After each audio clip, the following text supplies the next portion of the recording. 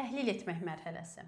Bu mərhələdə şagird analiz eləyir, təhlil eləyir, hissələrə ayırır, müqayisə eləyib birini önə çıxarır. Sadəcə müqayisə eləsə, iki əşyanı, iki şəxsiyyəti müqayisə eləyir. Bu anlamaq mərhələsidir. Amma müqayisə eləyib birini önə çıxarırsa, birini seçirsə, bu təhlil etmək mərhələsidir. Məsələn, şagird bir 5 telefonu müqayisə eləyir, yaddaş tutumu cəhətdən birini önə çıxarır, birini seçir. Deyir, bunun yaddaşı daha çoxdur. Müqayisə edib birini seçdi, önə çıxardı. Bu təhlil etmək mərhələsidir.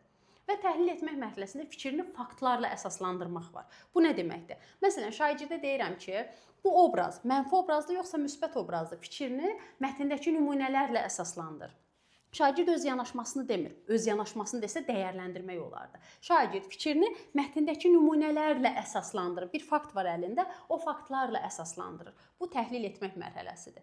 Ya da məsələn, nəyə görə Azərbaycanda kofe yetişdirilmir? Fikrinizi əsaslandırın. Şagird fikrini əsaslandırdıqda ortada bir fakt var da, o fakta görə kofe yetişdirilmir. O fakta əsasən fikrini əsaslandıracaq. Bu da təhlil etmək mərhələsidir. Və bir də müəllifin mövqeyini müəyyənləşdirmək.